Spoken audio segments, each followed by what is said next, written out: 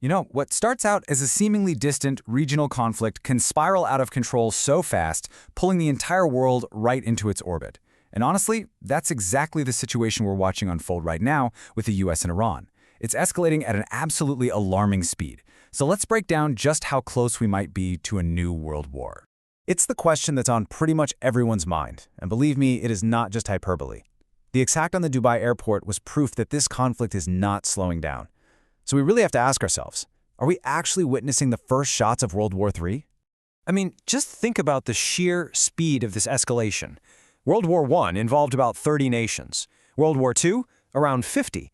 But in this conflict, 20 nations were already tangled up in it in just 2 weeks. The pace it's just unprecedented. So how does this even happen? Do world wars just start with everyone suddenly attacking each other? Not at all.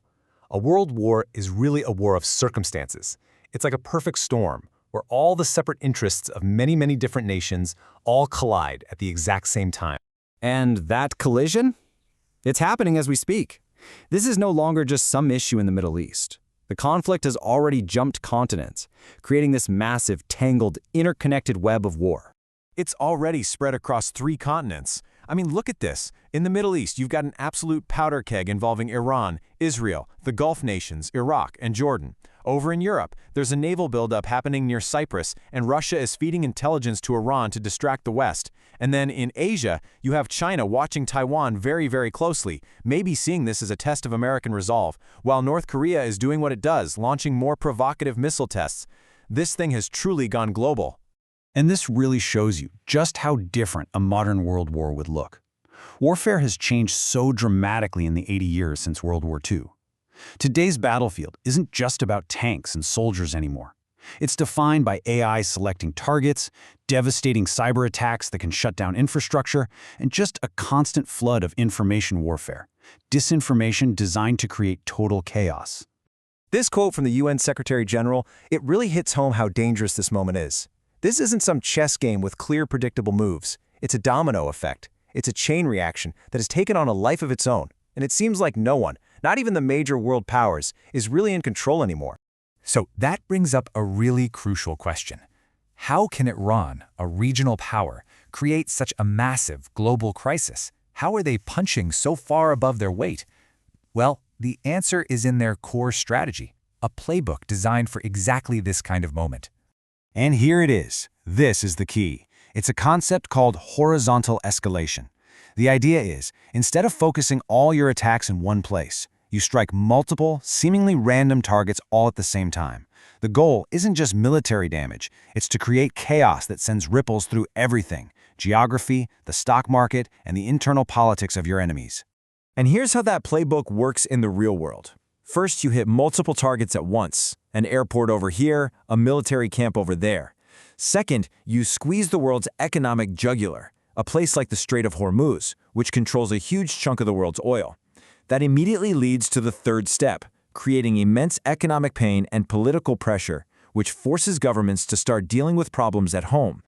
So when you boil it all down, the message behind horizontal escalation is brutally simple and honestly pretty effective. By turning the entire globe into a potential battlefield, Iran is basically warning the world, if we're going down, we are taking every single one of you with us. And a strategy like that, well, it inevitably leads us to the most dangerous endgame imaginable, a nuclear standoff. Years of broken promises and escalating attacks have just shattered any trust that was left, pushing the world toward 2 truly impossible choices. You can almost trace the exact path that got us here. In 2015, there was a deal, a shot at diplomacy. But by 2018, the US had walked away and put sanctions back on. Trust was broken. Then, in 2025, joint strikes by the US and Israel just completely torched any last chance of a diplomatic solution, leaving Iran feeling totally cornered.